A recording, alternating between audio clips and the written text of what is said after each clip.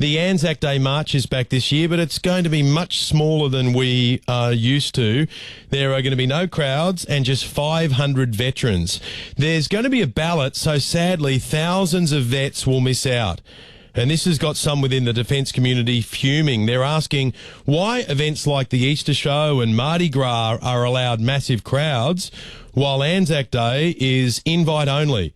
Heston Russell, retired Special Forces officer, joins me live in the studio.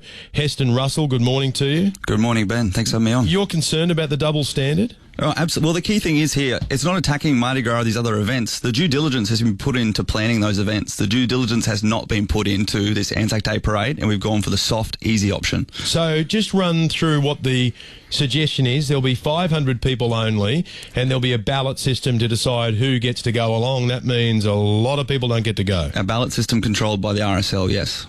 And who is likely to get the invite to go along, and how do they work that out? So the plan is to try to commemorate someone from each of the conflicts and wars we've served in, but there's priority going to be given to those remaining veterans from the older generation, particularly the World War II veterans. What would you like to see happen? I would like to see the 2.5 months we have now until Anzac Day to sit down and actually plan either a much larger event, such as we can do in the SCG, or actually multiple parades all across this city that can abide by all these health and safety regulations and have veterans come out and do what we do best, march in formations, applied by safety distancing. I mean, surely when you've got the march, you've got an opportunity there to social distance, right? Yeah. Because it's a long march, it's a long parade route. If you did it at the SCG, I went to a parade there to honour New South Wales police officers, and of course you've got a stadium there with tens of thousands of seats, so everyone could space themselves out. Absolutely. Ben, we could form up with our 2.5 metre spacing and march across the bridge and back and, do these things that just haven't had the due diligence prior to actually making sure that we can do what needs to be done and commemorate our veterans. The SCG would be good. There'd be a great thing to be able to do there, because you walk around the SCG, everyone's in the stand, you've got the cameras that can focus in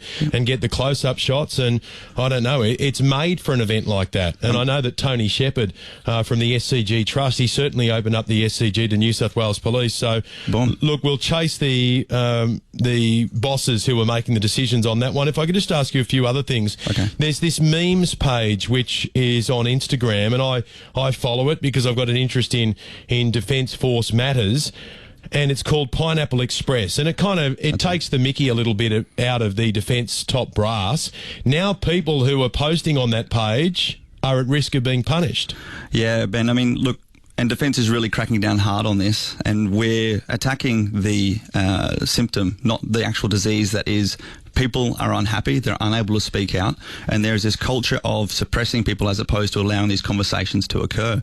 So now we're attacking what is great Australian larrikinism in a memes page and holding that accountable as opposed to the key issues it's highlighting. What kind of threats have been issued?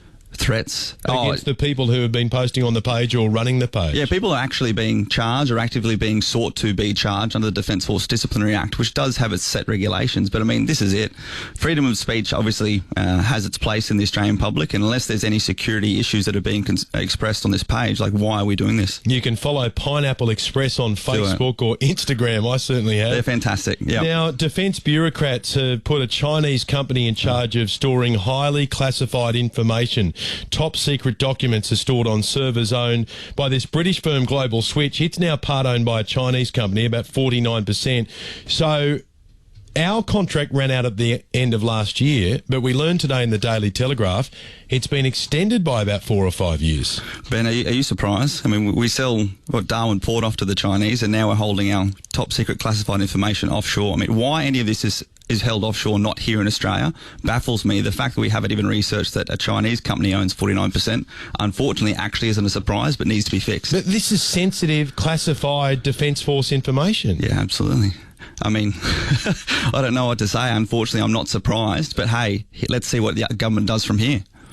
You have been a great advocate for our Defence Forces and some of those people who have been tarnished by accusations of war crimes in Afghanistan. Yep. Where are we at with that process at the moment? Because late last year we were in the scenario where Defence came out and said, everyone's going to be punished. Everyone's going to have medals taken away, even though the accusations were levelled against a few. Yeah, well, what we've heard is that the government has officially come out and said they are not going to be removing those unit citations. They're going to await further process in this implementation plan. We've seen the Office of the Special Investigator stood up, and now my stance is the inquiry has to be passed over to this investigation. The rules of evidence have to apply.